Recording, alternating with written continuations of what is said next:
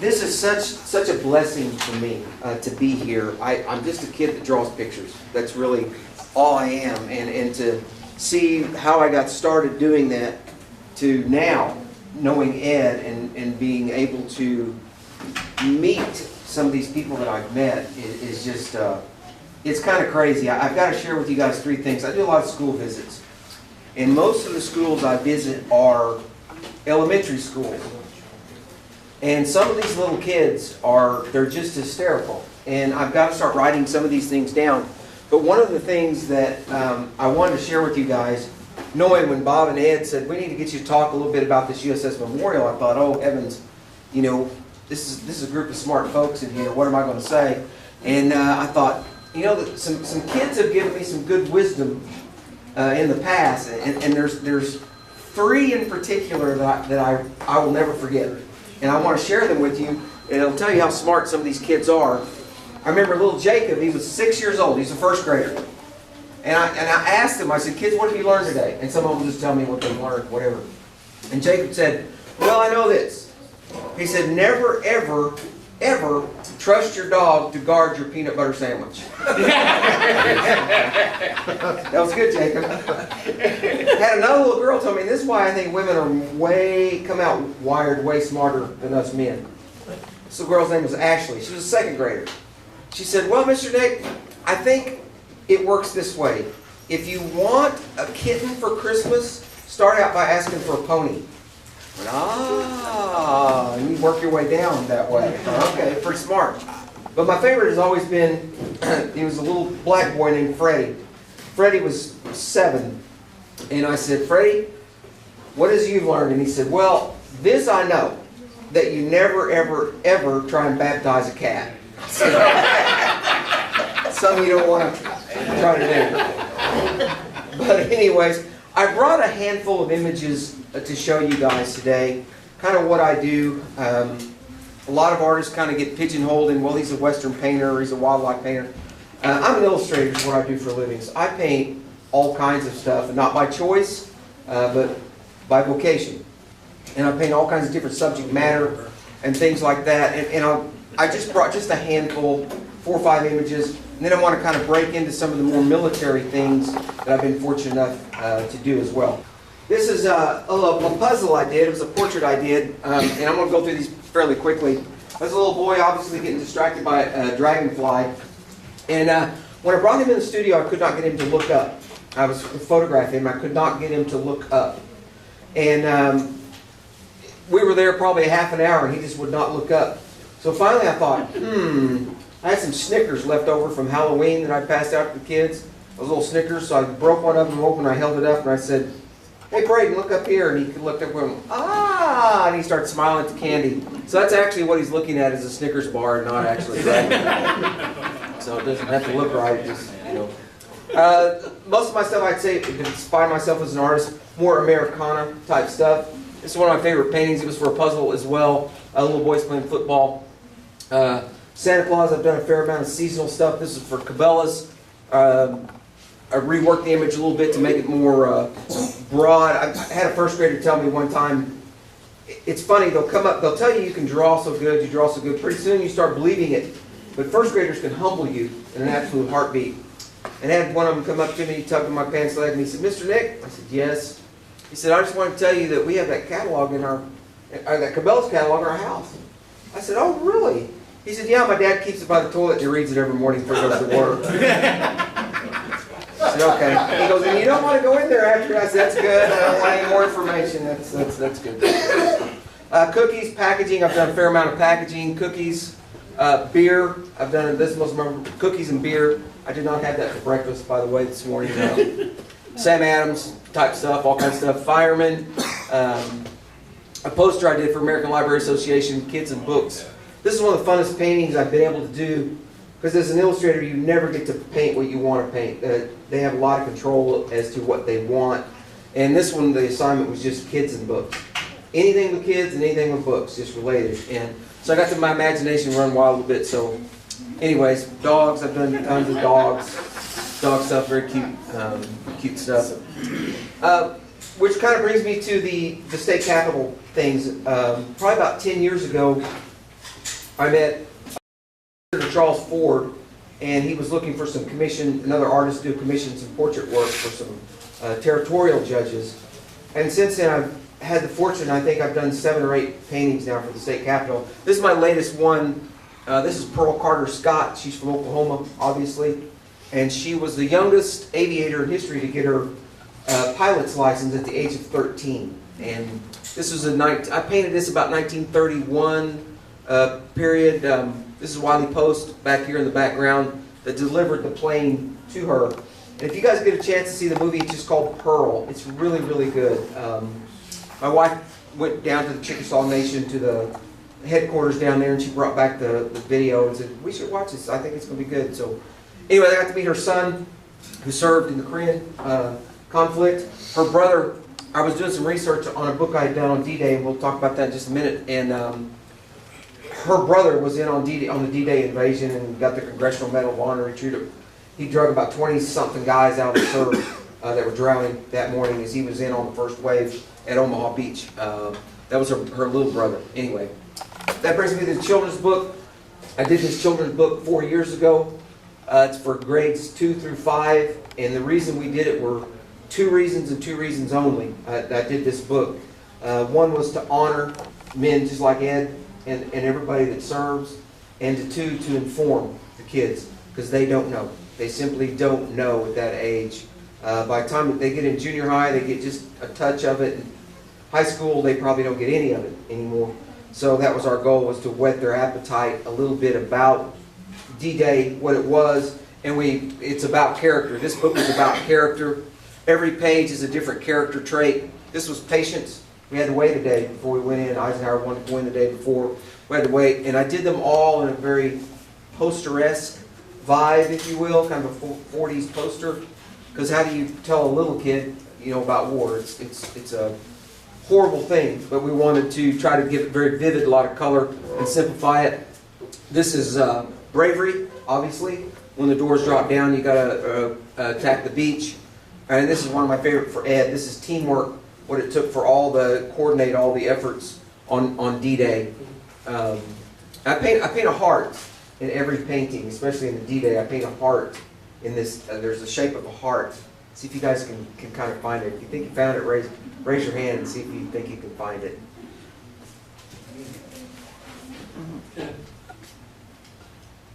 And Ed told me that was an anti-aircraft gun, by the way. Ed told me, he said that's the way. That didn't shoot boats, that shot airplanes. And okay, thanks, Ed. You guys see it? She sees it. Where do you see it? As they bend over, they're making a curve. No, that's a very good guess, though. That's a very good guess. It's a very good guess. It's on the shell. It's not on the shell. No, it's not on the shell. I know that's what you're thinking. That's not it. Ah, Dustin's got it right here. He says it's under his arm. Look here. You see the heart now? Heart. It's sideways. It's sideways. But every page has a heart on it.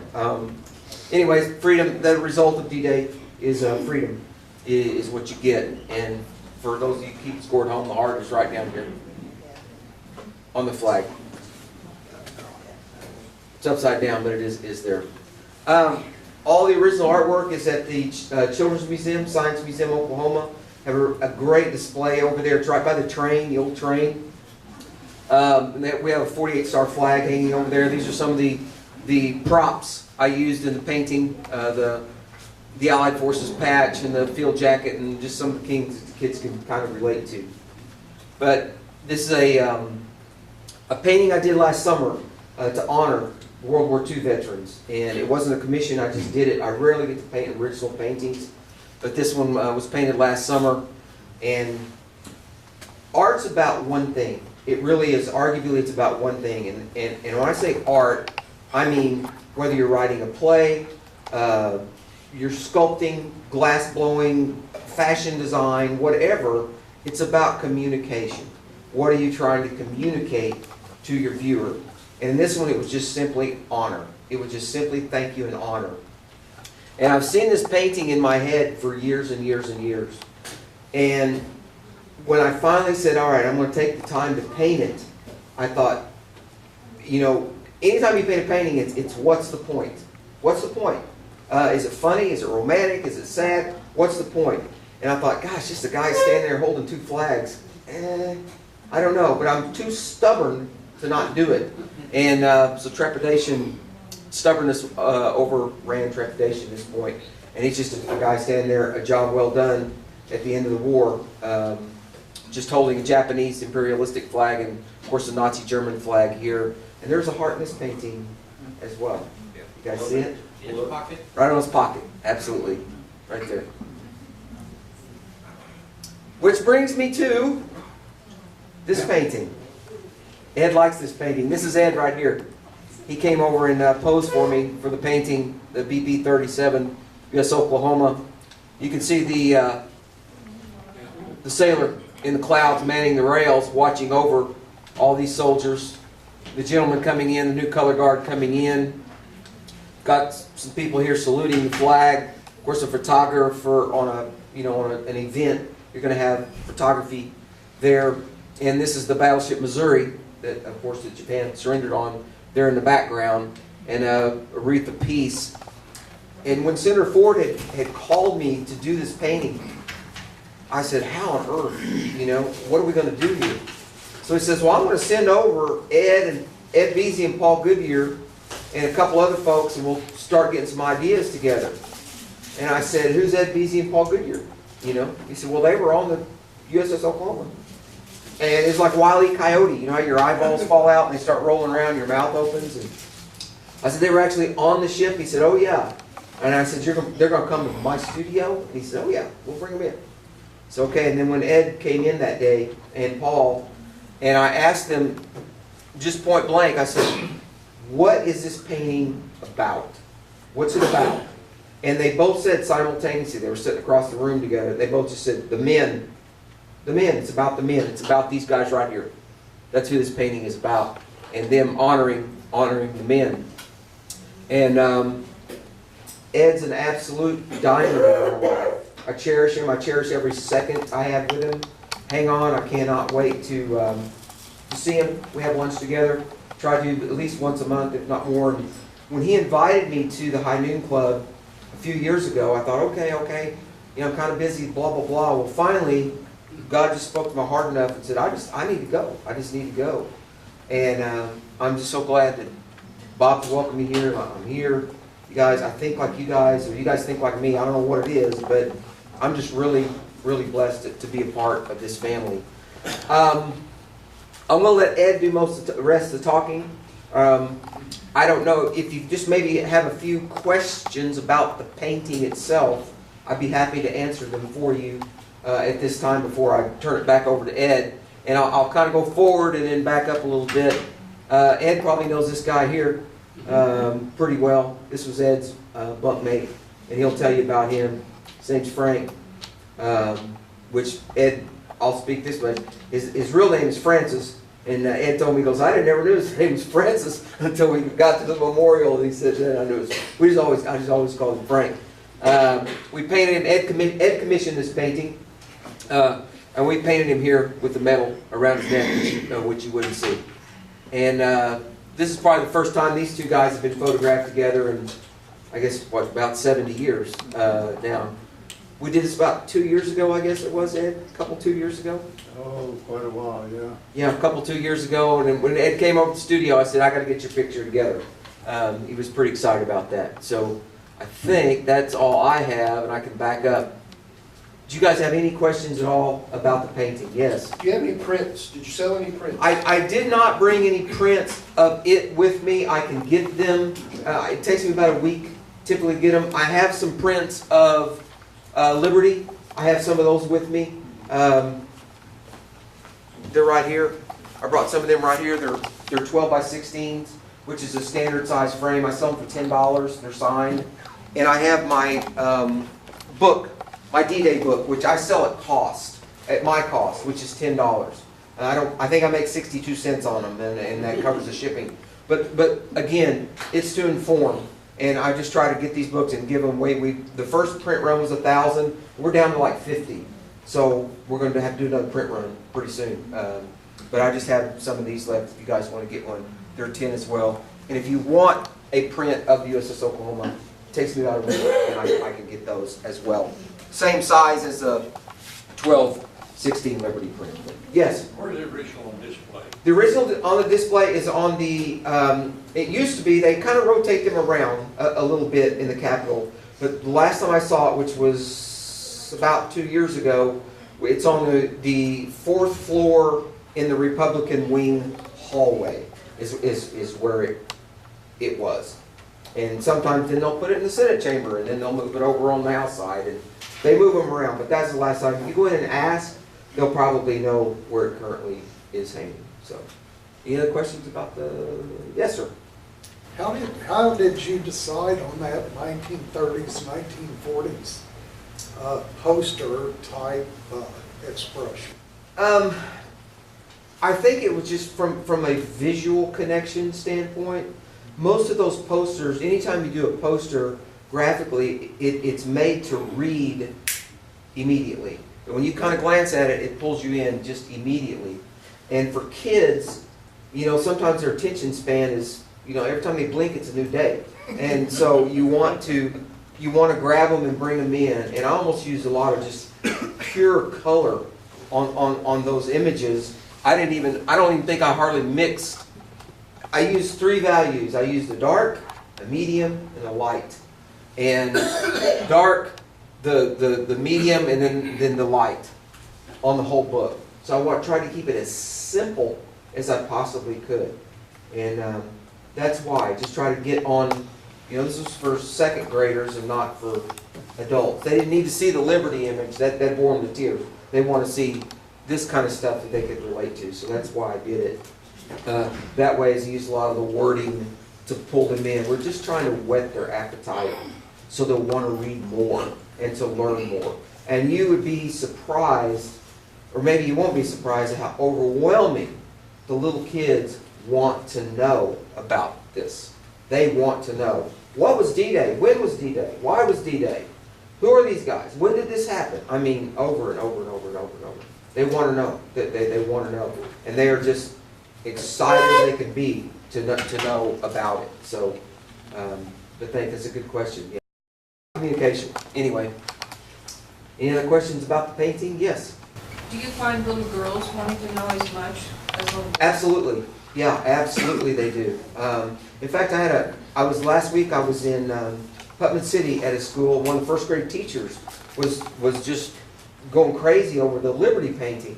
And she says, I kind of have a World War II obsession. I said, what do you mean? And she told me about being a little girl and her dad watching movies, John Wayne movies, and, you know, about this, and then reading about it. And she goes, then I went to Normandy, and then I was, you know, yeah. And she goes, and I tell my kids about it. We watch films, and, you know, so it's cool. It's really cool. I'm going to buy some gifts for little girls then. Absolutely. They want to know. They sure want to know. Any other questions? I'll turn it over to Ed. Children's Yes. Museum you're talking about? I'm sorry? Where is the Children's Museum you're talking about? It's next door to the zoo. It used to be the Kirkpatrick Planetarium, is where it's at. And I don't even remember how they saw the book. I don't even remember now. But they contacted me and said, we'd like to have these paintings on display if you still have them. And I said, sure. And we kind of worked it out. And it couldn't be in a more perfect spot by that train, that old Pullman train car over there. And then we hung the flag, and it's almost like a time capsule when you walk over there now with the old art and the military stuff. And they sold a lot of books. A lot of kids want to know about that stuff. And then we put the Liberty painting, I put a print over there as well that's a little more realistic for some of the adults to see. So, is that it? Okay, very good. Ed, I'm going to turn it to you or to Bob of how this all came about. Let's do this. Maybe Ed, if I could get you maybe to come up, would you come up here and sit in this chair? Does that work? Fine. We'll do that, and I'll give you this wireless My mic. son. Do what? One thing you learn very quickly when you're handicapped is your children will make you a cripple because they want to take over and do everything. Automatically, you get a handicap tag on your car, and they think, oh boy, Dad's an old man, he's frail, we gotta take care of him. And they're only partly right. Well, I'll, see, he wants me to sit down. Okay, I will. My relationship with Chris has been an attempt at re-education. I was an engineer with General Electric Company for 57 years. My question is, does it work? If it doesn't work, it doesn't produce, and you can't sell it, scrap it, start over. But when I met Chris, it was in relation to this painting. You asked maybe how we got a memorial. Well, Jim Reynolds has a tremendous amount of responsibility in the whole thing. A young man named Kevin King went to Pearl Harbor, took his son to show him the Oklahoma Memorial. They searched the islands and never found the word USS Oklahoma anywhere. He came home boiling mad. All of us have been through a similar material experience, but we just, well, yeah, that's the way it is.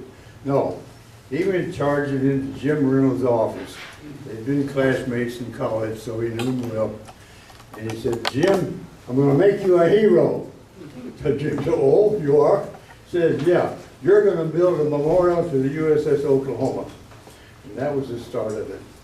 From there, they built a committee which took over, and many years and much struggle, we wound up the memorial. Doesn't look much like this. It has 429 marble columns with the names of people who were killed on the Oklahoma. We lost 429 people that we know of for sure. And each one of them has his own marker with his name, rank, and a little bit of information on him. There are other places also. Just the generation of the memorial was quite a contest. The architect said, how do I represent 429 men to be individually honored? Well, these vertical markers, which are very sturdy allow for kids trying to break them up. I don't think you can, but each one has that marker. And there are marble slabs around also, which have their names and some of the history. So the memorial was developed over several years. Finally, after much sweat, it was dedicated on December the 7th, 1927. We had the memorial. Well, then Jim Reynolds wasn't happy. He wanted a picture hanging in the state senate. So he went about, and all of a sudden, we had Chris commissioned to make a memorial. He said, okay, Chris, we'll send you out to Pearl Harbor where you can see the memorial and you can get a good picture of it.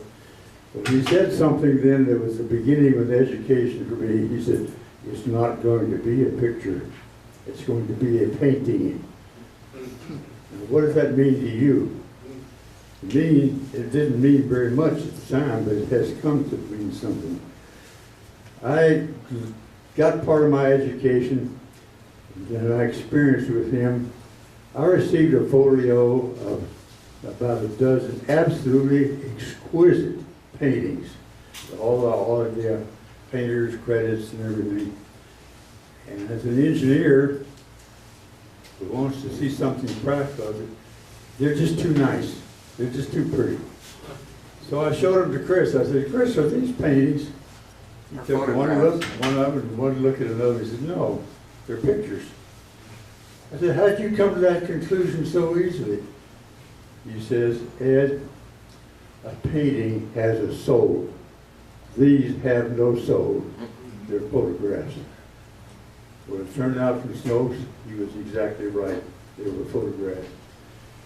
A painting has a soul. Well, I want you to know this memorial has a soul. You go out there, I'm sorry, I can hardly talk about it without tears. I go back every year because it's part of me. It has a soul, and you feel it when you're there. And you can see it here. He's got a group of us together. We often send him to Pearl. Go out and take your later. No, I've got all these pictures. I know what it looks like. He says, get a group of survivors and others that are part of the committee and just talk to me. And one person there said to him, well, on the bus going back from the dedication, one old timer said to the other, at last the book is closed. This is the closing of the book. You have in the cloud there, just faintly look at it. If you look at it, you can see it. Is the spirit of a sailor that says, at last our name is somewhere. We're no longer just a pile of bones in a box out in the cemetery. And then he threw in Paul Goodyear and me as representing the survivors of the ship at Pearl Harbor, and as representing a whole bunch of them, saying goodbye. From the left is a group where she actually went to the trouble to photograph some of them, of young reservists from over Clearwater. Yeah, Claremore, yeah. Claremore. They came in. And he actually photographed them. They're the next generation moving in to take over and complete the job. They are very wonderful kids. They raise their own money to come and take part in the dedication of the memorial. Crisp, sharp.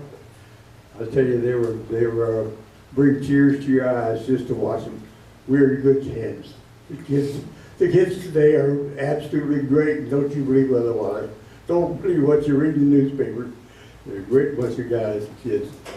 And so that's how that picture, that painting, pardon me, whoo, watch my mouth full of soap. That painting was developed. He saw that as his view of what he wanted to present to the public as a memorial for the memorial. And that's how the whole thing got started. That's how it developed. My relationship with Christopher has been absolutely great. We go to lunch fairly often. He likes Italian food, and so do I. And believe it or not, for an artist, his dad burned redneck like the rest of you. He really is. Kind of weird. Yeah. He's very different in that respect. He go into his studio and just absolutely on fire with color and paintings. If you can find an excuse to go there, it's well worth the trip just to sit there for a while and feel what's going through his mind. It's a different mind, I'll guarantee you. You can ask my wife, she'll tell you it's a very different mind. He's tried, but he hasn't done much. My roommate on the Oklahoma was a fine young fellow. The morning of December 7th, we parted company rather hastily. He went below decks because his battle station was down there, and I went to the top side, the anti-aircraft battery. 15 minutes later, he was dead, and I was in the water alongside another ship. And it was all over very quickly. But he had to a man, his crew said, if it hadn't been for Mr. Flaherty, we'd be dead. He saved our lives and got us out of there at the cost of his own life. Can you throw his picture up there? I got it up there. You got it up there, yeah. Yeah. I told him, I asked Christopher, I said, can you give me a painting of my good old friend, Frank? I didn't know his name was Francis. No, it's Frank. I never knew his name but Frank. And he was a great little Irish guy, and a lot finer person than I was, but he gave his life, gave it willingly to save his crew. So I said, put his Congressional Medal of Honor on him in that painting. I think maybe I see it because I knew him. I think Christopher captured the face of a man who would give his life for his friends. And that's to me, that's hanging on my wall right in front of my treadmill. And I talk to him in the morning, nearly every morning, about sorry he didn't make it, But it's, I guess I ought to throw this all off, go somewhere and do something different, but this is my life to this day. This history has totally changed my life, totally changed our country, and set us off on a new path. Christopher, you did an absolutely wonderful job of capturing the picture. The picture! It's okay. The picture, in effect, in the painting, you captured the picture of what happened that day. And I thank you for it.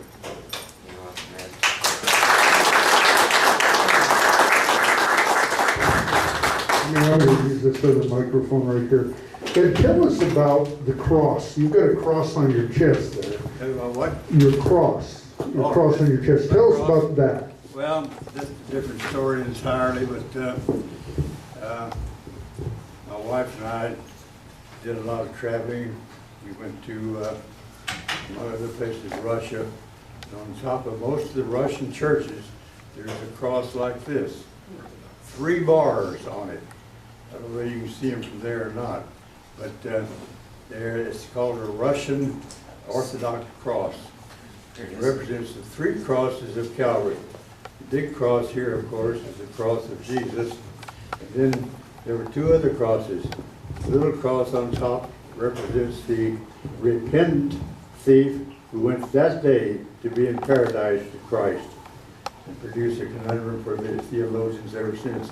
How could he be with Christ in paradise that day, and at the same time Christ was out building bonfires on the beach for the crew? And that nevertheless is true. The 3rd cross, which is sloped, represents the thief who did not repent, who was not repentant. And so far as we know from history and from the scriptures, he didn't make it to heaven. He didn't spend any time in the paradise with the Lord. So that's the cross. It's in the painting. Symbology. Yeah. I'm a plain old garden variety Baptist, but the representation, and what's more, it starts lots of conversations like it did just now, particularly with pretty women. Pretty women like crosses. Why are you looking at me, Ed? Why are you looking at me? Why? Why are you looking at me talking about pretty women? Why are you looking at me, Ed? Why, what? Why are you looking at me talking about pretty women? Looking at you and talking about pretty women? You have a lovely wife. I'm not against your wife, don't get me wrong. So what you're saying is you want to start dating my wife and make her number 4 for you? Well,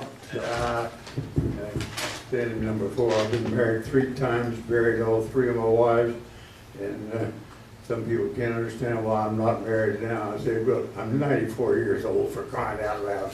What would I do with a wife besides get my life all screwed up? We're not going to go there. No, my life has been one whale of an adventure.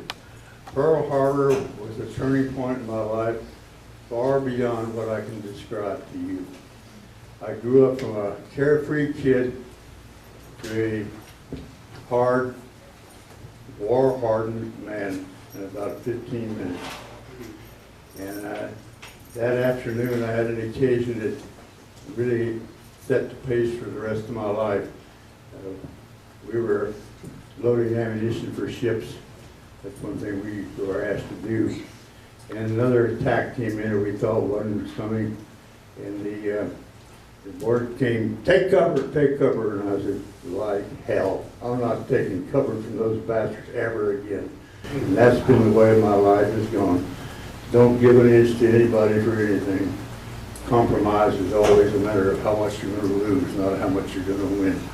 So, it can cost you, but that afternoon, by the time dark came on December 7th, 1941, I was a totally changed man. That morning, my roommate and I had been lying in our bunks, minding our own business, and arguing about whether we should go swimming first or eat breakfast first. And all of a sudden the words came over the loudspeaker about 5 minutes to 8, anti-aircraft battery man your stations. Well, that was the protocol at the time. basic orders were, standing orders were, air attack, anti-aircraft personnel go topside, everybody else go below the armored deck. It just had time to get below the armored decks. We lost power. You cannot open those hatches without power. That's where they died. Within 15 minutes, they were gone. I was up on the top side, and I just made my way off the ship. We had kind of a standing joke between us. He said, well, after the air attacks come, I'll get a couple of guys and a couple of swabs, and we'll come up and see what we can find of you. Didn't work that way. He was dead. To save the lives of his crew, you can imagine we take a battleship full of all kinds of guns and ammunition boxes, roll it over about 200 degrees. Nothing is right. Lights are gone. He didn't get out. I did. So that was a changing point that has never released me yet. I don't believe it ever will or should. How old were you, Ed? I was 21. 21. Yes. Just a couple of kids, carefree kids, and all of a sudden I was an old man. What was your rank, Ed? I was an ensign, it's like second lieutenant. And then what was your responsibility on the ship? Control of the anti-aircraft guns. And I no more than got there, and it was already obvious that we were mortally wounded. I tried hard to raise ammunition, couldn't get any connection with people below decks. They were probably already dead. And so I told the guys there, I said, the ship's done for, get out of here. So we took off. There was no communication, no power, no nothing. I can tell you this, Frank and I both left our room in our pajama pants. I had on moccasins, picked up my .45, my brand new $17 cap I had just bought, and went to battle. And I lost all of them in the water. I went aboard the Maryland covered with oil and nothing else. And I was standing on the side of the Maryland with zero. I know what a total refugee is. No money, no ID, no glasses, no watch, nothing. That's the Navy sweetheart. They cut off my credit. Oh, who are you? And I just have to add this because of the kind-heartedness. After about 4 days, the executive officer said, Ed, let's go get you some clothes. I had a torn up dungaree suit that somebody had given me 4 or 5 days before. I was working, sleeping in. So went into the Navy shop in town, which was run by a retired Navy petty officer. I knew him pretty well. I said, Chief, what you see is what you get. That's all there is. I have no checks, no checkbooks, no money, no nothing. This is hard. He said, take what you need, call me if you just pay me if you ever can. I completely re-outfitted. Uniform, shoes, socks, no glasses, of course. And I paid him, you can bet on that, first chance I got. But he was absolutely giving everything away that anybody needed. Would you believe I'd been chewed up by some unmentionable for being out of uniform before that? Anyway, life was different for about a week or 2 around there. But there's a lot more of the story. I won't even try to go into it. But nothing's ever been the same since. When you got out of the water, what happened? When you finally got out of the water, what actually happened? What was the next thing that happened? Well, I swam over to Maryland. And believe me, swimming in oil is not easy. You cannot swim in oil. You don't have the buoyancy, so it was a terrible fight. By the time I got aboard the Maryland, I was so totally exhausted. I just flopped there on the side of the ship on a blister for a few minutes. And funny what people will do. A couple of my guys that knew me had thrown me a line and hauled me aboard. I was pulled aboard, and somebody said, hey, that's our division officer. The chief petty officer on the Maryland.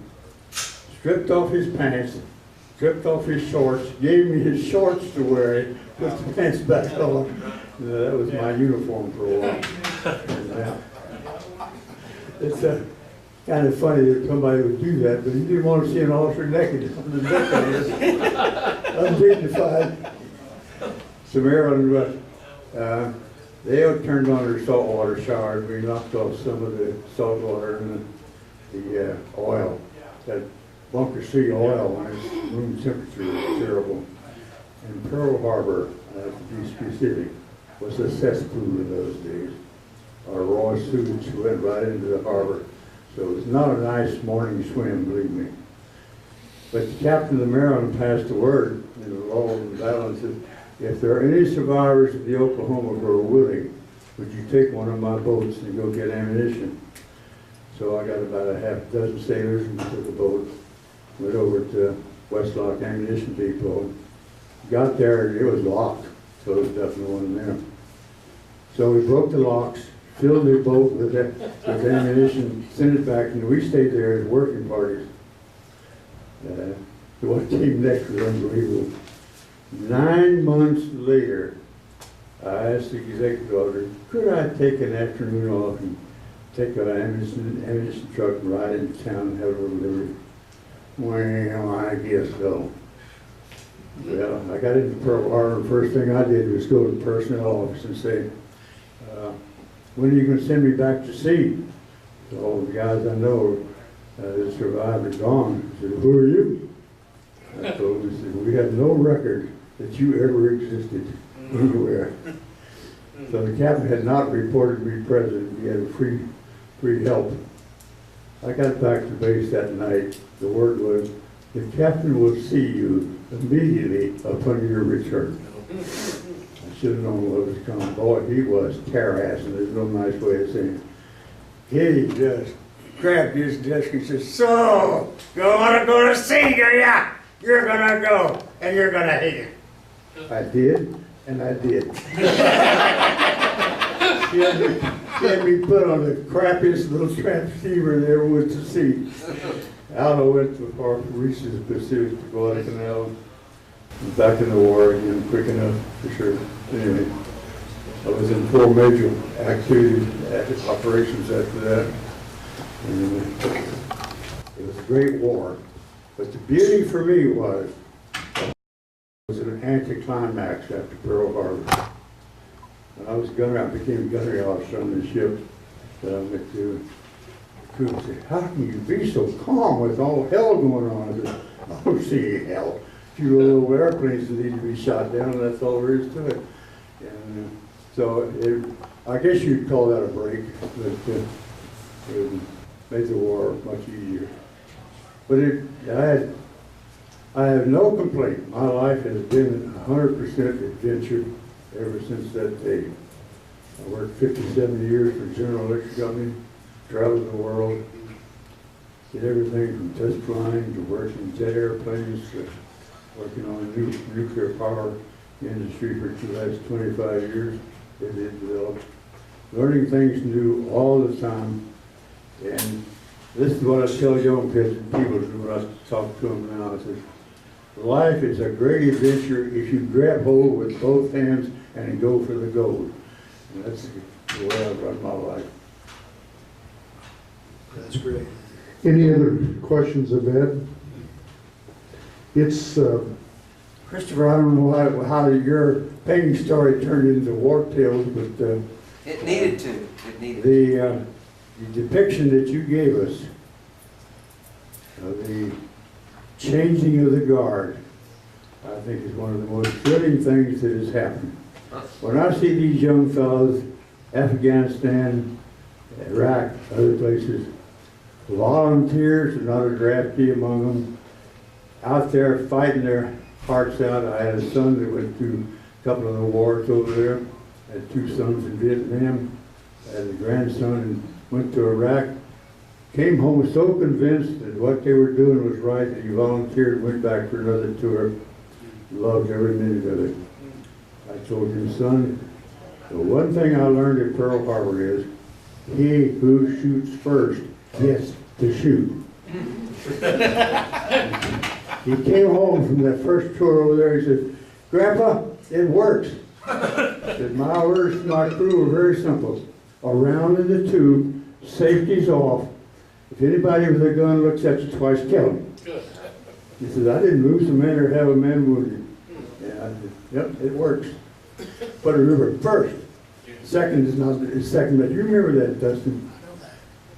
My grandson Dustin here is a police officer, and I said, "Never mind all these rules of engagement.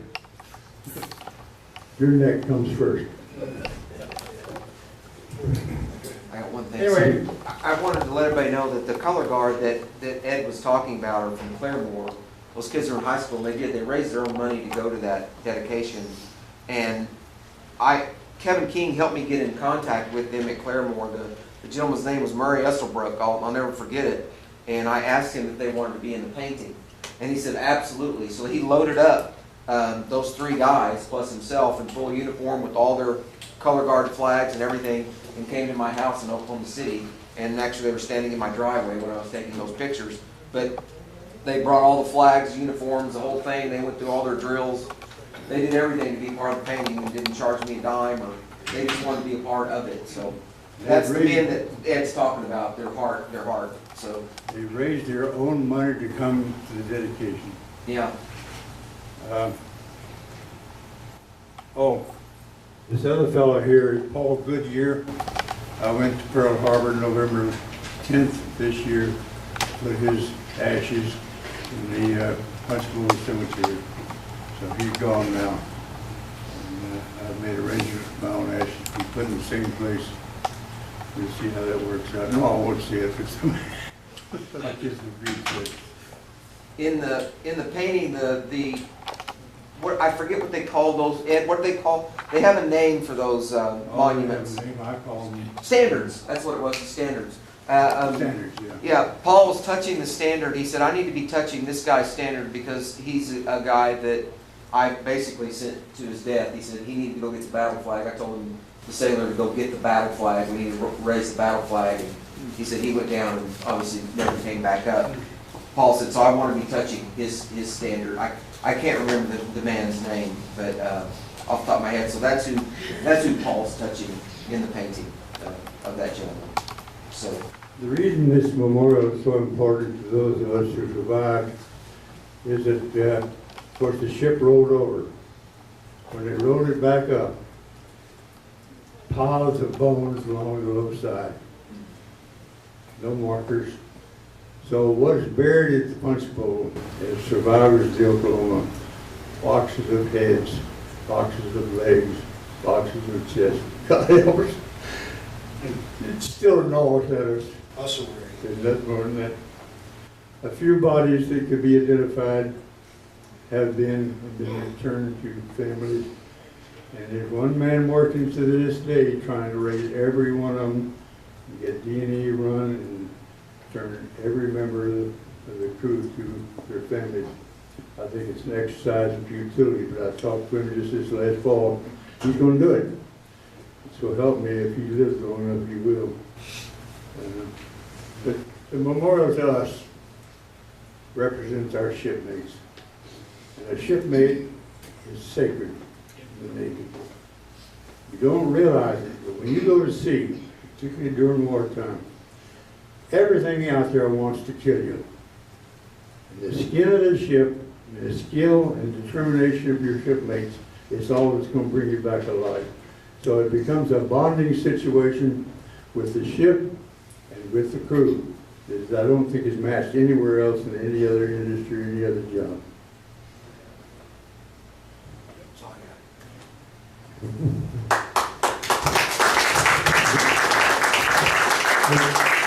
You know, it's becomes a great opportunity to meet great Americans, and you're certainly a great American. What makes you very unique is because you've lived as long as you have. Most people don't live to be 94 plus years old. I mean, that's just the reality of the whole thing. I think the average man lives to 74, whatever. But the reason, I always look for reasons why everything actually happens, even the bad things, why they actually happen to us. and that you become an American icon because you get to tell the story of the people that didn't survive the battle. But at the same time, you become our inspiration. Yes. Because through all the difficulties that you've had through your life, you're an optimist. And you give us optimism. I mean, you encourage us and you bring laughter and light there to our own lives. So Ed, that's what I have to say to you. Thank you so much. I mean, for just being my friend and being a friend to everyone in this room. And we all love you. I mean, you're part of our family in the same way, even though we don't have a blood connection. I don't think we do we?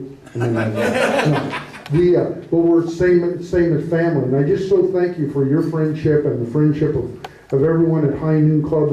And so many times we get into these groups and these little political groups or other kind of groups, and we forget about the fellowship that God actually gives us with the people. And to me, the greatest gift God's ever given me is people. And the opportunity to get to know different kind of people. And you certainly are very, very high on my list. And I just, once again, I thank you for that opportunity to get to know you and for you coming down here and to tell us about your story and your bunkmate Frank and your relationship with him. And it never does leave you. And thank you for your life. Well, thank you, sir. And now you understand why what Chris has done here to represent each and every individual who was killed is so important to those of us who still survive. 4 of us make the reunions now, that's it. And I think another thing that we all need to remember too is that everybody in this room has a story. I mean, each one of us have had some bad things that happened to us, and we've had some great things that happened to us. And if we don't major what I'm going to say in the minor, even though they're not minor, the tragedy, and look for the optimism and the thing why God allows us to continue on our life in these relationships. And again, it really means a lot to me, and I'm just going to say it when you talking about your mom today, and I'm sorry, and I'm really sorry that I didn't know about all that. I mean, you're talking about your mom at the same time, that whole thing. But that's what we've got to do. So many times we've got to take the time to really get to know people. I mean, that makes it all worth it right there, and those opportunities. People are what's important. These people were important. They're important to me today. My roommate's there, right next to him. Remember, this next marker is Bill Finnegan. Bill Finnegan was a thorn in my side. He had a tattoo, and he said, "Vezey, until you get a tattoo, you're not a sailor." He had one little anchor right here on the inside of the door, Bill Finnegan did. And he was so proud of that. I said, "Bill Finnegan's like this. Your scorn is horrible, but you can imagine what my mother would say if I showed up at home with a tattoo." So you don't have a tattoo? Well, I was going to ask you to show us your tattoo, but you don't know. I have some skid marks.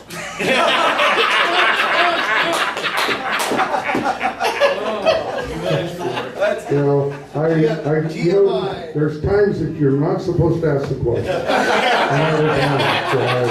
So I apologize for asking the question, but it was a great answer. Well, change the subject. My beautiful granddaughter, who travels with me now and takes care of me, I know she has a tattoo, but she won't show me. Well, we won't go farther with that either. We'll let her decide if she wants to reveal that or whatever she wants to do. But once again, everyone, thanks so much for allowing us to have this meeting today at High Noon Club and the great opportunity of having you down here. And Christopher, I mean, what a privilege it is for you to educate us on paintings. I mean, and the difference between a painting and a picture, the painting has a soul. And I never heard that before. You told me that, Ed. And so thanks for telling me that. And that is true. I can understand that. He's told me that. It still doesn't quite resonate. But I'll take his word for it because he produces it. Anyway, thanks, Neil, for bringing the cupcakes and all that stuff. If you didn't get a cupcake, get another one, that kind of deal. We got some extra left over. And to spend the rest of the time just coming up here and talking to Ed and enjoying it. Chris, if you want to order his book or whatever, let's do that. His print, I want one. I'm going to take this right here. I'm going to double dip somebody on that deal. You'll do that for me. Anyway, well, Thanks everybody for hiding club, and we'll see you all next Good week. job, guys.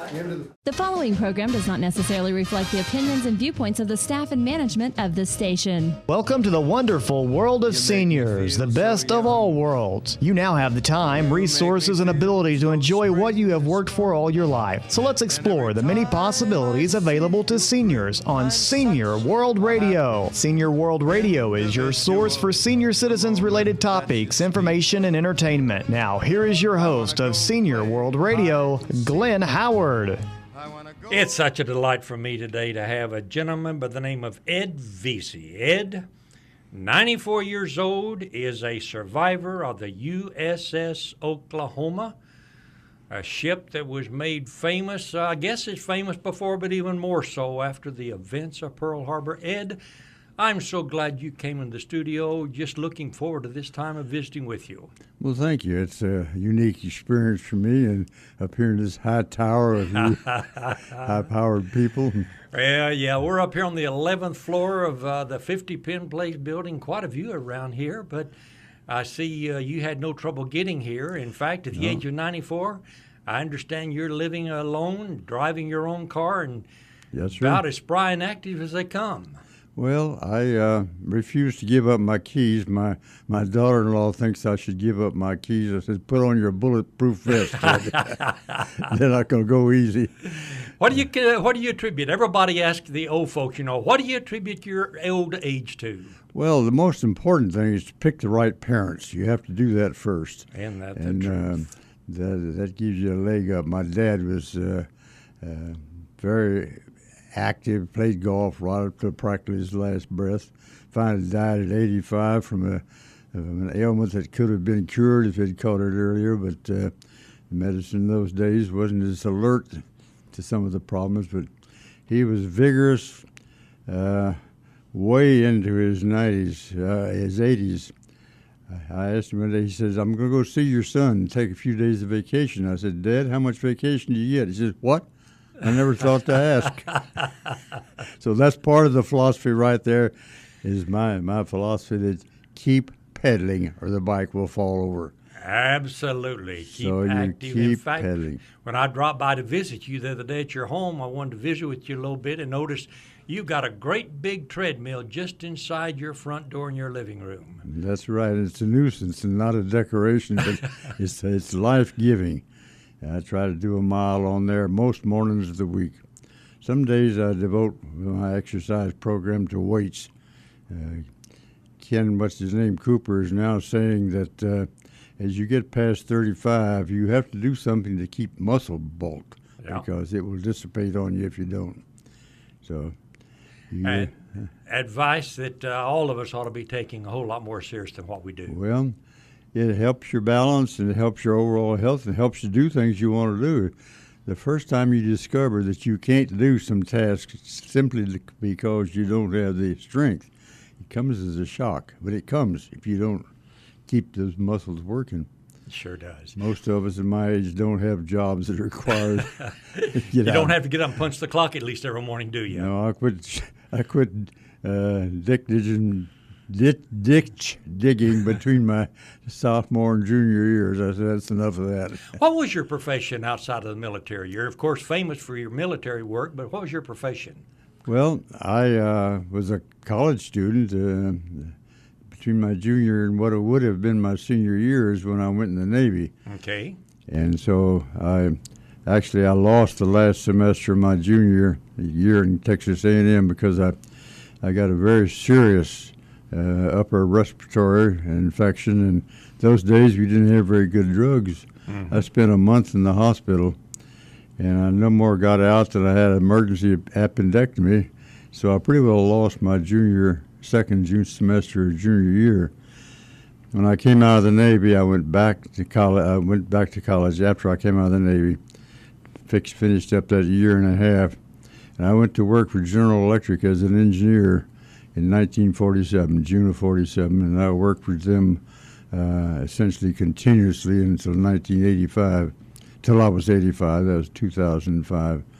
And so I was an engineer with GE all those years, and the beauty of working with a company like GE is you can have different careers and total career changes and never miss a day of pay. So And all stay with the same company. all stay with the same company, not the same location. Right. They were worse. They were worse than being in the military as far as being moved. Why did you go into the Navy between your junior and senior year? Were you drafted, or was that the fighting going on and they needed you? That was 1940, and the world was restless. I was not old enough for the official draft at that time, which started at 21, since I was still just 20. And I managed to salvage enough of my last semester, junior year, to go to ROTC summer camp. That was part of the advanced ROTC training. That was 6 months of horror. Working out of San Antonio, Texas, Camp Bullis, living in a pup tent. I tell you, it was a contest in survival, just about. But I got home from that, and as I began to get conscious again and realize I was a human being, I had this nice letter from President Roosevelt inviting me to join the Navy. There you go. A beautiful program that consisted about of what OCS is in these days. It was a 1 month cruise and 3 months of very, very intensive academic work. And I graduated from that in February of 41 as an ensign, USNR, United States Reserve, Naval Reserve. So then I was ordered from there to the USS Oklahoma in April of 1941 and reported to the Oklahoma in Pearl Harbor. So that was my start of my Navy career, and didn't have the finished idea I was getting into. People try to call me a hero. I said, no, this nice, fatherly-looking senior officers gives you a little lecture on all the beauty of being in the Navy and gives you this little piece of paper to sign, and once you put your name on the bottom of that paper, your life is not your own. They got you. They got you, and these days, I guess you can buy your way out of the service. In those days, you were in. And my son-in-law was in the Navy. In fact, they told him, join the Navy and see the world, but he said they don't tell you that 4/5 of the world is water, and it all pretty well looks the same regardless of where you are. Well, the Atlantic Ocean's green, the Pacific Ocean's blue, and that's about the only difference. The only difference. So then you were sent to Pearl Harbor in Hawaii, right? Signed to the U.S. Oklahoma. Right. I guess at that point you hadn't even been out to sea on the Oklahoma, had you? No, I didn't know there was an Oklahoma until I got the orders to the Oklahoma. My 1 month of sea duty as a part of the training was on the USS Arkansas. Wonderful old battleship. And I guess he was a first-class petty officer, was modern equivalent of the drill sergeant. We slept in hammocks. And on the ship? On the ship, yeah. Okay. Oh, yeah, we went to Panama out of New York. And his way of sounding reveille was just turn your hammock upside down. You woke up on the deck ready to go. We had that ship scrubbed down and polished by 8 o'clock in the morning before we went to breakfast. So that was an interesting month. So you had been in it long enough to get your sea legs under you before you were sent to the USS Oklahoma. Well, I think the sea legs thing is a bit of a myth. As long as the sea is calm, your sea legs work real well. Get in a ship with a good roll, and you find out that there's more to it than just a pleasure cruise. All right. When you were assigned to the USS Oklahoma, what were you actually doing on ship? What was your activity? Well, I guess I gravitated naturally towards gunnery work, although at that time I started out in the guns, and before we had radar, you had to use eyes, and so they asked for a specialty group of lookouts that had to be people preferably with college degrees that could take standing and looking at the horizon for endless hours seriously, and it was a special team whose battle station was the very top of the mast, So you were probably 60, 70 feet above the water, and you spent your day with a pair of binoculars glued to your eyeballs because there was no other way to know the enemy was coming at that point. There was none of the ships in our formation had radar at that time. In fact, we didn't know what it was. California showed up with a big, what looked like an old-fashioned bed spring on her top of her foremast. Everybody wondered what that was, and they said, "Don't ask." And it was radar, the first radar. Later found out that was radar. Yeah. December the 7th, 1941. What were you doing, Ed? What was I doing? Well, we had been to sea. We spent a lot of time at sea in those days, and we were basically on a wartime footing at sea. We actually had standing orders to open fire without challenge any vessel that came into our area. People don't realize that, but we were, for all practical purposes, on a wartime basis. There's a lot of time on deck and manning our guns. And we had fired a really good gunnery practice, the big annual gunnery practice in which you get to put a big E on your mast if you do well. And the captain would have a fit if we didn't have a big E on our mast. And anyway, I guess I'm daydreaming back to those days. That's okay. That's what we want. Tell us about it. The next day, the Sunday, we'd been at sea a long time and all tired. And the old man said, "Hey, all hands that don't have duty can take liberty and go." So my roommate and I had two of us, two young officers, shared a room at that time. And we were still lolling in our bunks. And we had a serious problem for two young engineering-minded officers. And it was, should we go swimming first and then eat breakfast, or should we eat breakfast and then go swimming? Oh, the terrible dilemmas of life, the decisions you got to make. Serious problem that we had. Well, it wasn't a serious problem, but either route would have been all right, but we were in no hurry. At that time, we were on Battleship Row. Just to give you a picture, Ford Island sits in the middle of Pearl Harbor, north and south orientation. And on the east side of Ford Island, there was a row of concrete piers, just small piers. And the battleships tied up to those piers. Each battleship a pair of battleships would take two of those piers and tie up. The Maryland was tied up to a pair, and we were tied up to the Maryland. So the Maryland was alongside the island, and we were facing out in the channel, which happened to be a nice long channel called East Lock, which goes past what was in the submarine base. Ed, hold that thought right there. We got to take a break for a second. We're going to be coming right back. This is Glen Howard, Senior World Radio, talking to Ed Vezey, survivor of the USS Oklahoma. Hey, don't go away. We'll be right back. You're nobody till somebody loves you. You're nobody. Have you ever had a problem, but it seemed like there was no one who could help? You spent hours calling around, being referred from one place to the next. Well, not anymore. I want to tell you about a free and easy-to-use service in Oklahoma. 211 is a simple 3-digit phone number to get help or to give help when you don't know where to turn.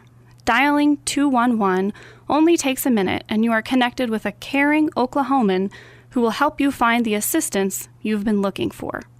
With access to over 13,000 programs, Heartline 211 can connect you to local resources for many different needs, including health care, food, counseling, rent assistance, disability assistance, job services, and much more. 211 is a service of Heartline, a United Way partner agency. 211, the right first call to get help or give help 24 hours a day.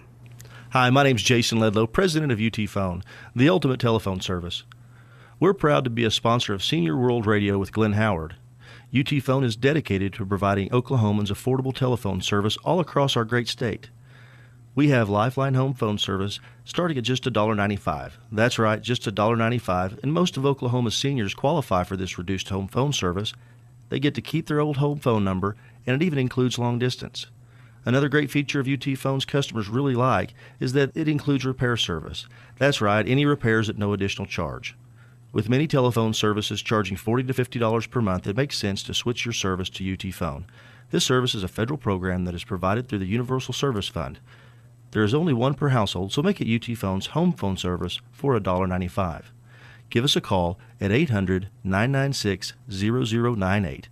Again, call 800-996-0098.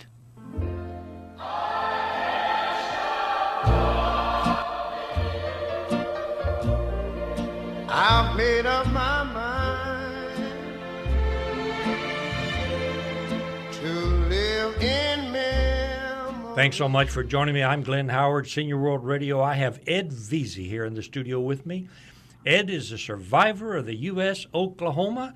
Just before the break, we were talking about December the 7th, 1941.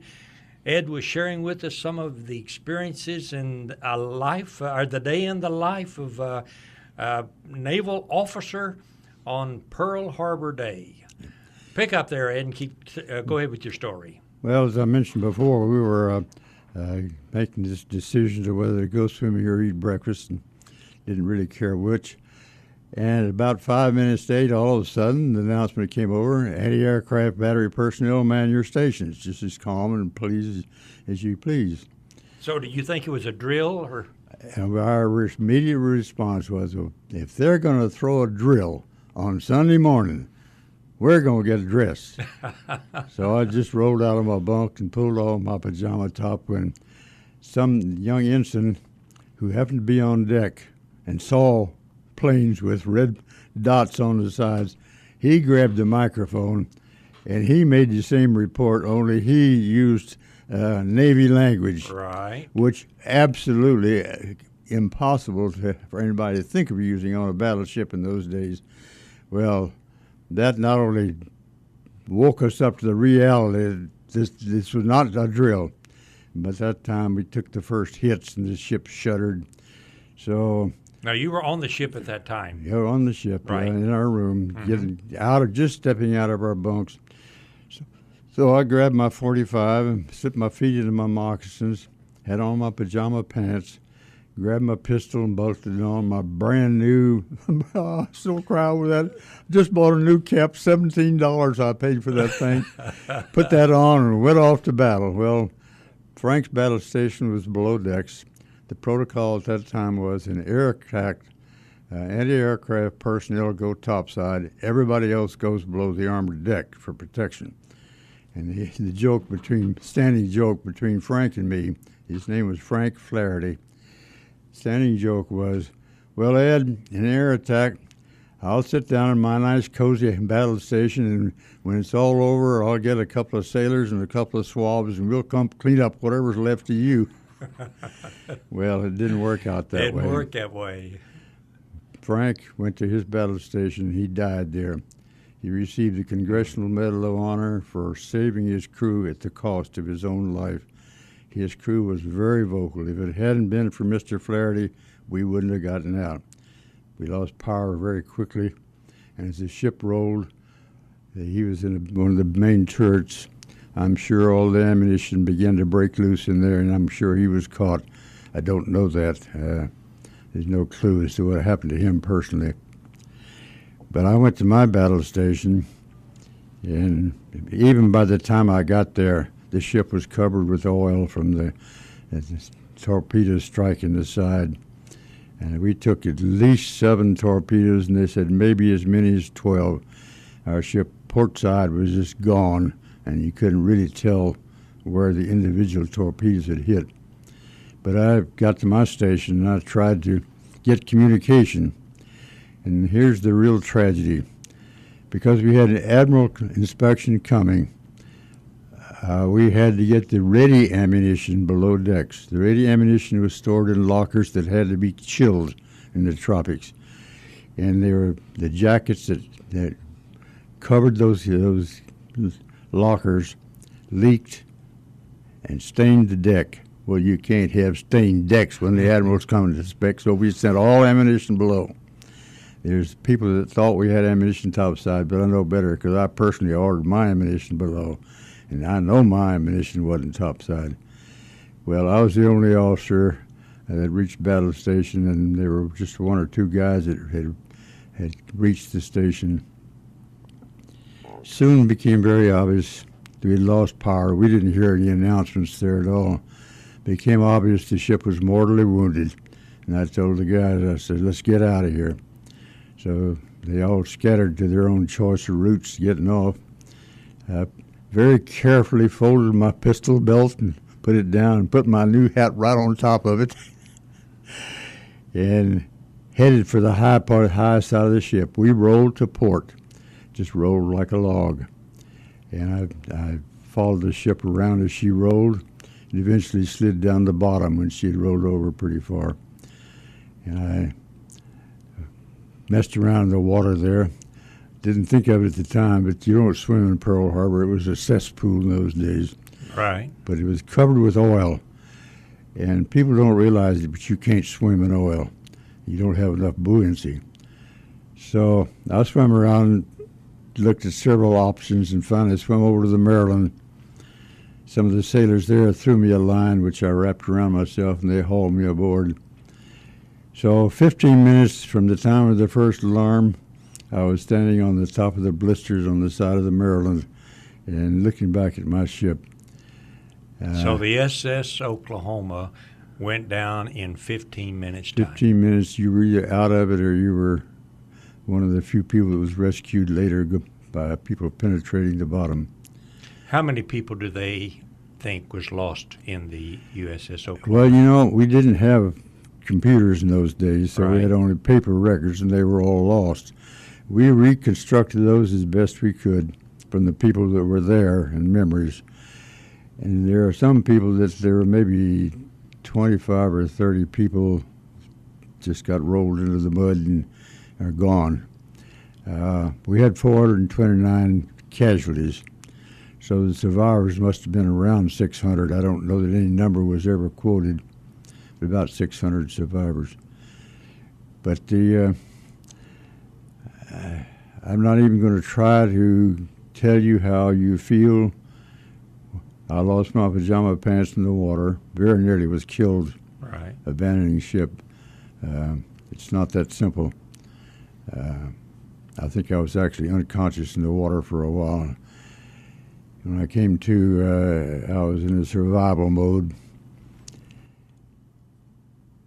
But to stand first on the side of your own ship as it rolls, and then stand there on the side of the Maryland, look at your ship, the water running down the stack. The depth was such that as she was on her side, that part of the roll, the water was rolling. Actually, you can see it going down the stack. And you are back to zero. I had nothing, no clothes, no watch, no glasses, no credit, no wallet, no identification, zero. I know how a refugee feels now, because I was a refugee for quite a while. And it was kind of funny what some people do. I finally was pulled up on the deck of the Maryland, covered with oil, staining their beautiful decks. And one of my sailors was in the group that pulled me aboard, and he said, "Hey, that's my division officer." And an old chief petty officer of the Maryland was standing there. He pulled his pants off, gave me his underwear, his shorts, put his pants back on. And so I had a uniform then of a pair of shorts, underwear. But they turned the saltwater showers on. Yeah. I, along with some others, scrubbed as best we could, and somebody gave me a cut-off a dungaree shirt and a pair of dungaree trousers. And that was my uniform for the next 3 or 4 days. No shoes, no socks, no underwear. Ed, how long, as you stood there, did the Japanese continue to fire? And the total chaos was such that you didn't know what was going on. Right. It was just total bedlam, ships exploding. While I was still on the side of the Oklahoma, I was looking right at the Arizona when she exploded and just blew up. The West Virginia, directly behind us, took 6 or 7 torpedoes and sank. Her oil was all over the place, and it was on fire. And believe you me, that's a pretty good accelerator when you're swimming, is to be in oil that's about to catch fire. I can imagine. Pennsylvania was bombed in the dry dock. The Cassidy Downs were totally destroyed in dry dock. I forgot the name of the other destroyer, blew up. Just everywhere you were looking, it was just nothing but noise and chaos. In the movie Pearl Harbor, they tried to duplicate it, but you can't come close to actually duplicating it. But bombs were going off everywhere. Torpedoes were going off. Some of the ships got underway, got firing underway. The Maryland was shooting right across what was left of the Oklahoma. Just total. I lost an eardrum out of the whole thing. It's impossible to convey the picture of what being in the Pearl Harbor was at that moment. Several of your guys have continued, though, to get together and visit the Pearl Harbor and the site even up to this day, do you not? Yes, we do. We actually used to have our reunions somewhere in the States. We had several here in Oklahoma City, San Diego, and Washington State, because December 7th, which is, of course, the day we wanted to have the reunions, right, is during the school year. And a lot of the people that wanted to attend were tied to schools. We became what we call the Oklahoma family, which included children and grandchildren of survivors. And so we met in various places. But recently, there's so few of us that we wanted to go to Pearl Harbor, and so Ed, I've got to bring you back. We have simply run out of time, and I'm not through talking to you. So between now and Pearl Harbor, I'm going to get you back on here again, and we're going to continue talking about what else going on. I'm Glen Howard, Senior World Radio. We've been talking with Ed Vezey, a survivor of the USS Oklahoma, 94-year-old gentleman. Ed, thanks so much for coming in. It's been a delight to have you. We got to go. Join us again this same time next week. Until then, be good to yourself and everybody you know. We'll see you next week. Bye-bye now. I'm on the top of the world looking down on creation, and the only explanation I can find is the love that I've found ever since you've been around. Your love's put me at the top of the world. The following program does not necessarily reflect the opinions and viewpoints of the staff and management of this station. Welcome to the wonderful world of seniors, the best of all worlds. You now have the time, resources, and ability to enjoy what you have worked for all your life. So let's explore the many possibilities available to seniors on Senior World Radio. Senior World Radio is your source for senior citizens-related topics, information, and entertainment. Now, here is your host of Senior World Radio, Glen Howard. Thanks so much for joining me. I have a very special guest here, Mr. Ed Vezey. Ed was with us here a few weeks ago. We've had a lot of interesting response to it because Ed is a survivor of Pearl Harbor. He was aboard the USS Oklahoma when it went down December the 7th, 1941. 73 years ago, the Imperial Japanese Navy made a surprise military attack on the United States Naval Base at Pearl Harbor in Hawaii. And Ed Vezey remembers that well because he was there serving in the USS Oklahoma. Ed, I so much enjoyed that visit we had here a few weeks ago, and so glad you could come back and we could continue our discussion a little bit more, talking about what happened 73 years ago. 73 years ago next month. In Pearl Harbor. A couple of months. You were talking about your activities in that last show. Start out again, basically talk about when you first heard something was different. You had been, as I understood, you had already served for a short time on the U.S. Arkansas, was it? Yes. And then had been transferred to Hawaii, where you were assigned to the USS Oklahoma. Well, there was 3 months of intensive school between the Arkansas cruise and the being commissioned as an officer. in the Naval Reserve.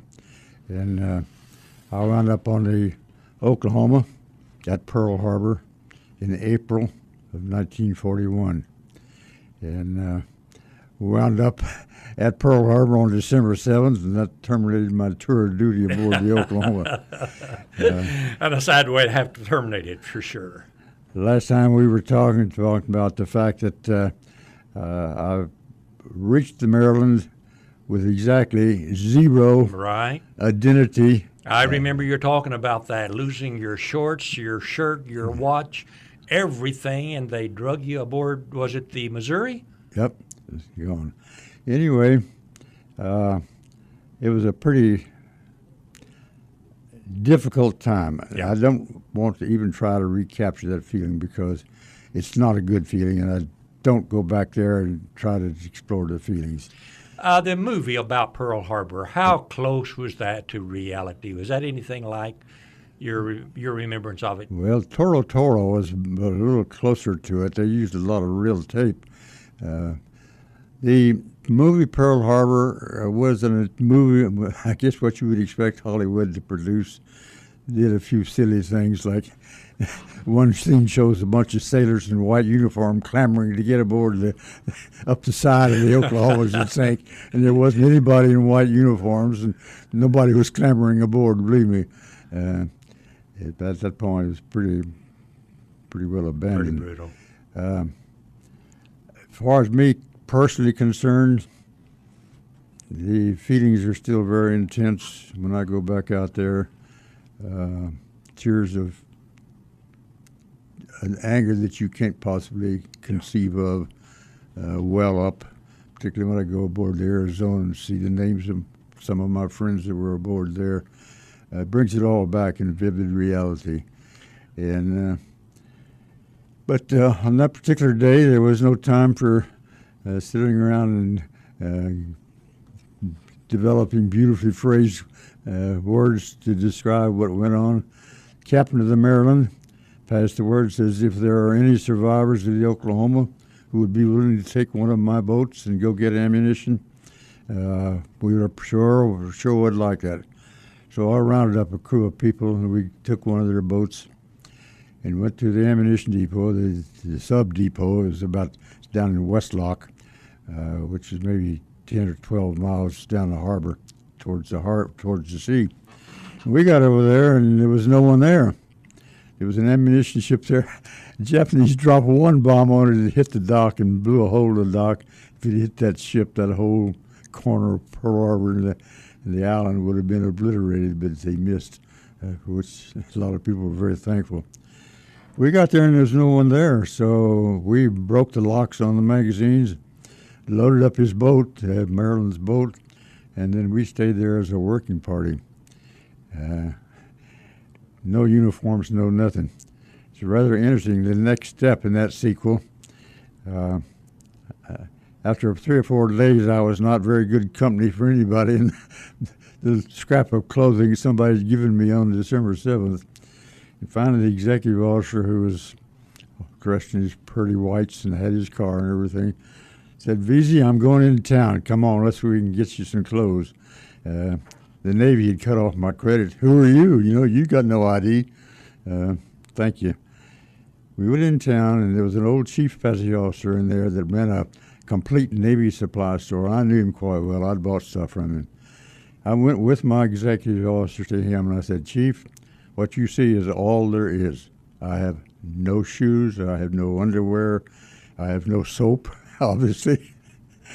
I said, I need whatever you'll give me. He says, Sailor, the store is yours. Take everything you want. Pay me when you can, if you ever can. I'll tell you, it brings tears to this day. Yeah. He completely re-equipped me from cap to shoes and everything in between, and several changes of everything. The brotherhood of a fellow Navy officer was very strong. That still strikes me as he was willing to know full well he might never even get a dime from me. Right. I might be dead the next day, but he had no restraint whatsoever. I just still can't get over being grateful for that. I think that's the nature of the American fighting man. I think that's because it when we certainly go out, was they know it's everything's in. Yeah, I think. Well, you realize how raw life is, and how minimum a claim any of us have on life, and how little claim we have on this world's material goods.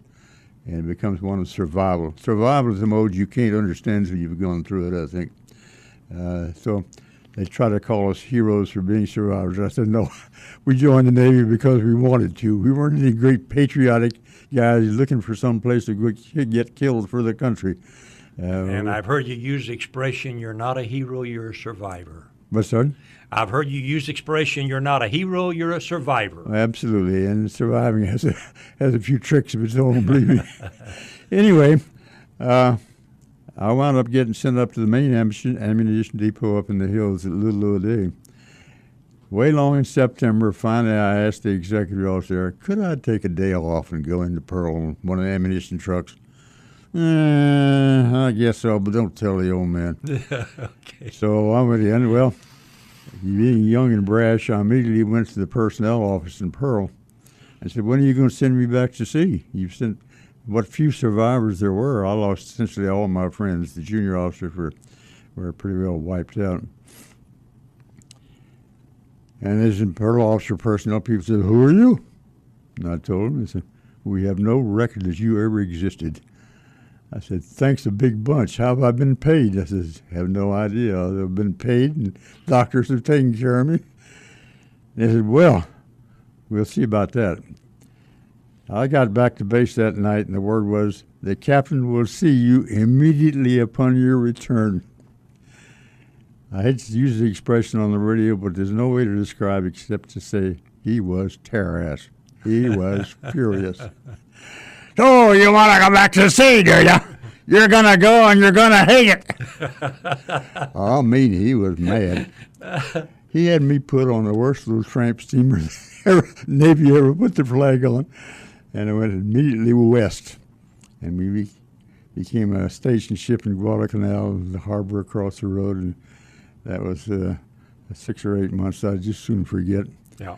But how long was it between the time that the Pearl Harbor incident happened and you were back in the continental 48 with your foot on American soil? Well, how I got out of Guadalcanal was easier. The ship's captain was crazy, and he and I became the very best of friends. He couldn't stand the sight of me.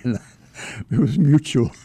That was bad duty, but I won't even go into the details. But I spent some time on Guadalcanal, and I got back to the ship. I told the doctor, I said, I don't feel so good. He said, what are the symptoms? I said, I don't have any symptoms. I just feel lousy. No symptoms at all. I said, well, I got a little diarrhea. Uh-oh, he says. Well, I picked up amoebic dysentery on Guadalcanal, and there was no cure those days. I don't know whether it is now or not. But I lost about 20 pounds in the next week.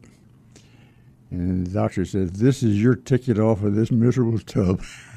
I got the screwiest orders you ever saw. To destination unknown. Go find a hospital.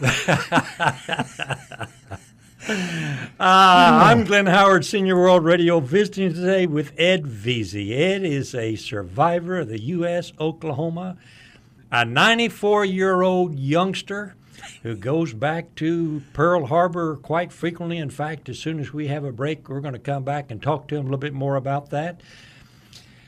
Ed, this is so exciting visiting with you. I'm just looking forward to continuing it. We're going to be right back, so please don't go away. You're nobody till somebody loves you.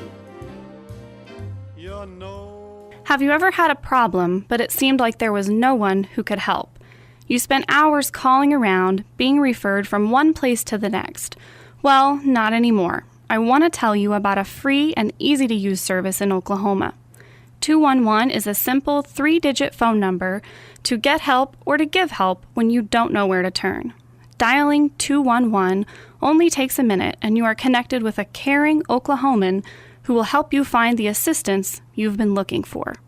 With access to over 13,000 programs, Heartline 211 can connect you to local resources for many different needs, including health care, food, counseling, rent assistance, disability assistance, job services, and much more.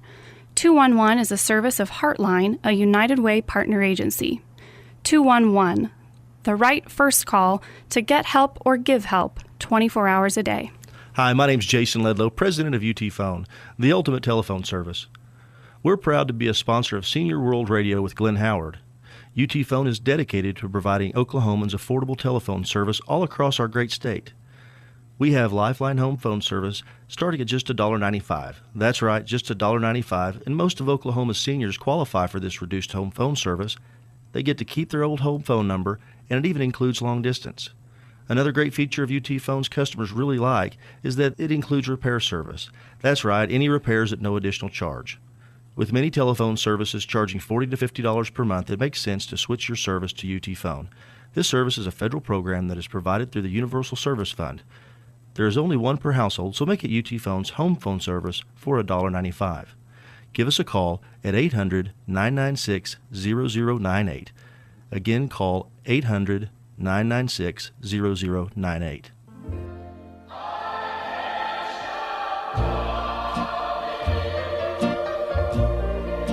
I've made up my mind. Welcome back to Senior World Radio. I'm Glen Howard, visiting today with Ed Vezey. Ed is a 94-year-old survivor of the USS Oklahoma.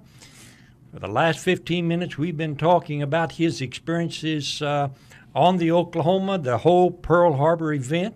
And we're going to get into just a few minutes talking about his going back over there several times. But just before we took a break, Ed, you were talking about getting medical release, sending you back to a hospital in the United States. Keep going with your story. It was about a month in the hospital, and finally they said, well, we can't do any more for you. You're still running a fever, but we can't do anything, so you better go back to sea. So I went into the local office. I found the hospital in New Caledonia, by the way, that free French place that didn't like us 1 hour. But they tolerated us because we had money.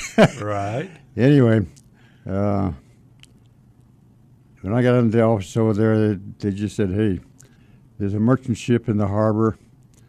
The third mate fell down the hatch, and they would ask for 2 naval officers to navigate them back to the States. I said, that sounded like a fun duty to me. So another officer and I showed up at the ship just as they pulled in the accommodation ladder. And dinner that night, the captain said, what are you guys doing on my ship? I said, well, we understand you need a couple of guys to navigate you back to the States. Well, no, he says, I don't, and I'm not going back to the States. Okay. Whoa, he said, I'm going to New Zealand, then I'm going back to Guadalcanal, and I don't know where I'm going from there. But when we got to New Zealand, we went to the naval base there, and they said, just get him to put a note on there that you were on this ship and that you were good boys. And I wound up back in the States and got put on a wonderful ship, Admiral Turner's flagship. And I was his ship's gunnery officer, and went through the Marshall Islands, the Marianas Islands, the Philippines invasion. It was great duty, and he was a miserable guy to work for, but he was very, very good at what he did, and it was a joy to get cussed out by him because you could get that done real easily. Anyway, we're back to what's still going on today. Yeah. There. Last year. When did you first start going back to what was the first time you went back to Pearl Harbor after 1941? Well, we put in there several times with different ships. So to say, well, when you went back is right. Pearl Harbor was no great thrill as a place to go. But how much longer were you in the Navy after Pearl Harbor? Yeah, that was in the Navy. I was there when I got put aboard that miserable little tramp steamer. All right. And then on the way back to the States, on the ship that I got transportation on, we put in at Pearl. And then we got back to the States. I made the mistake of giving them my leave address, and 30 days leave turned into 15 minutes report immediately. and I had to pay my own way to New York to pick up a new ship. That was the Admiral Turner's flagship. Once So- you got out of the Navy and became a civilian again, what got you interested in trying to go back to Pearl Harbor again as a civilian? Well, to tell you the truth, I didn't have any interest in going back to Pearl Harbor. I wanted that memory to just be gone. And it wasn't until many years later, there was a group of Pearl Harbor survivors, but I didn't particularly like what they were doing and how they were doing it. But then I heard school kids were answering the question, what is Pearl Harbor? With answers like, oh, well, that's probably where the bunch of protesters got mad at the British and threw the tea in the harbor or something. I said, whoops, better get out there and start waving the flag. So I joined the group that was meeting at the time. And actually about that time, Paul Goodyear and one of the local senators, Senator Jim Reynolds, got started building a memorial to the Oklahoma. And there's quite a team was put together. Admiral Greg Slavonic retired, and a banker named Tucker McHugh became co-chairman of that committee. And boy, we worked like crazy, but it took the better part of 6 or 7 years, I've forgotten just how long, to get the memorial designed. There was a lot of free time from wonderful people designing and building that thing. And now, where's that located? That's located at Pearl Harbor on Fort Holland, within about 100 yards of where the ship was sunk. Okay. Perfect location. Missouri is anchored in the anchorage where we are, I should say the mooring where we were sunk. Well, now, part of the USS Oklahoma was brought back here to Oklahoma City, wasn't it? No, the part of the mast was brought back to the States. Okay. Actually flown back by the Air Guard, and it's up at Muskogee at their war memorial up there. I see. It's part of their display. I go up every year in their summer fundraiser and spend the day with them and try to encourage people to think that, well, they're doing a great job of memorializing. They have a whole submarine up there, for crying out loud. You can go through that submarine. I get claustrophobia just looking at it. So you started taking groups or arranging for groups to go back over to Pearl Harbor. So, tell me about well, that. what happened was, first there was a group that went back and broke ground for the memorial. I didn't go with that group for some reasons that I don't want to talk about it here. But then the next year we dedicated the new memorial on December 7th. And I mean, the little company up there in eastern Oklahoma that built that thing, they worked their heads off to meet the date. And the president of the company was there polishing pylons the day that the thing was dedicated. But I've been going back every year since, and there's been some of us every year have gotten together at that time. And now, what semblance we had left of a reunion, probably the last one was last year. There were 3 of us actual survivors and another fellow who had just been transferred off a week before and sat on another ship and watched us get sunk. So there were 4 of us here last year. The leader of the group, Paul Goodyear, died in June. I'm going back in November with his widow to place his ashes in the Punch Bowl Cemetery in Honolulu. If you haven't been there, it's one of the places you must visit when you go to the islands. I can't go there without tears, really. Even the local people tell me that it had no association with Oklahoma. It is so beautiful and so serene and such a wonderful final resting place for an old sailor that you can't go there without tears. You just can't do it. So, Ed, when you talk, you mentioned earlier about kids not knowing anything about Pearl Harbor. You know, that's been, I think, a real shock to all of we old-timers. I talking to a young lady a while back, said something about the Berlin Wall, and she had no idea what the Berlin Wall was or no idea what's going on. unbelievable. As you talk to kids today and you tell them the story about Pearl Harbor, what kind of response are you getting? You know, because of the movie Pearl Harbor, which was a very popular movie, I found a tremendous curiosity. I've talked to a good many groups in the area, stick to the two of the three, I guess, that really stand out was a Air National Guard group, recruits, an Navy OCS group, young fellows volunteering to be officers in the Navy. And they were quite a similar pair, pair of groups, whatever that is. They were very responsive. And then I talked to a group of 3rd and 4th graders out in the Mustang. And those kids, they hung on every word I said. They wanted to know all about it. It's just very encouraging. They know about Pearl Harbor, and of course, being from Oklahoma City, they know about the Oklahoma, so it's been very encouraging. I don't know how much time we have left, but there's one thing I want to bring up.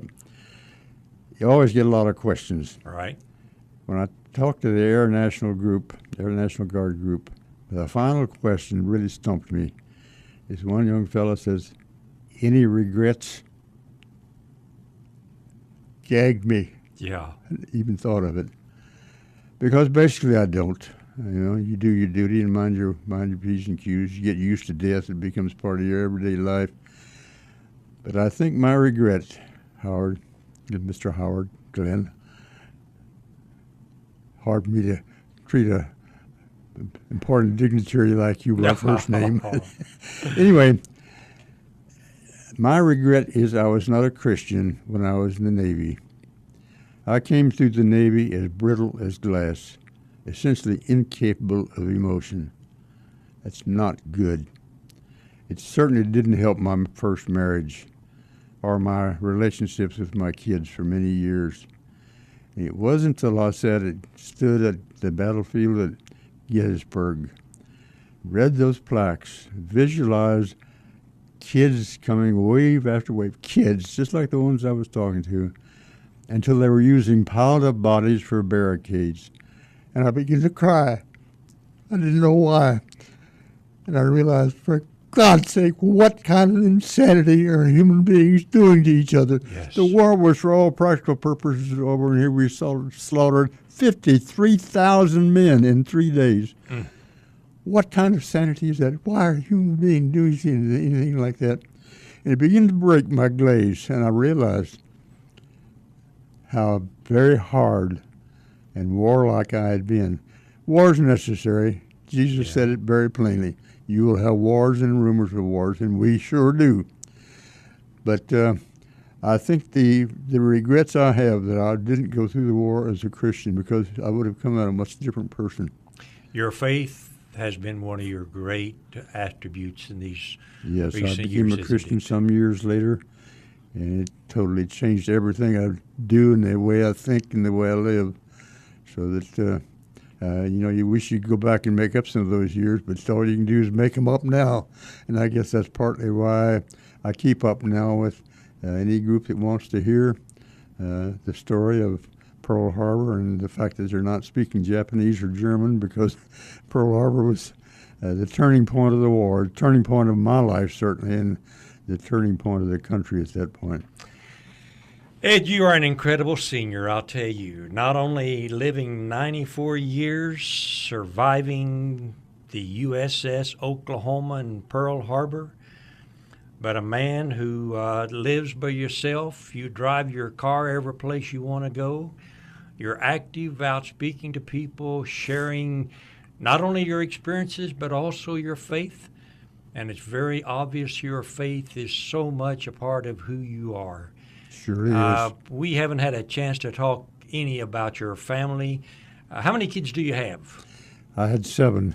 7 kids. I buried 3 wives, 2 kids by the first wife and 5 by the second wife. She wanted more, and I said, hey, 7's the Lord's number of completeness. That's plenty for me. There you go. 5 still remaining. We haven't talked about, I happen to know you were also involved in working in missions work, a lot of missions trips all over the world. That could be a whole show all by itself, but we've simply run out of time. Ed, I'm just hoping that your trip over to Pearl Harbor again this year, I think you said one of your sons is going to be joining you on this trip. Yes. I think that's going to be exciting. I am so delighted you're able to go back at the age of 94. You're still doing it. And in about 6 years from now, I want you to come on back in, and we want to do another show celebrating your 100th birthday. Are you guaranteeing it? I'm going to do my best for it. I'll tell you, I'm Glen Howard, Senior World Radio. It's been a ball talking with Ed Vezey, survivor of the U.S. Oklahoma, 95-year-old survivor. He says he's not a hero, he's a survivor, and survive he has. Ed, thanks so much for coming in. We got to go. God bless you. Be sure and tune in again this same time next week. Until then, be kind to everybody you know. Do something good for somebody, especially for yourself. We'll see you this same time next week. Bye-bye now. I'm on the top of the world looking down on creation, and the only explanation I can find is the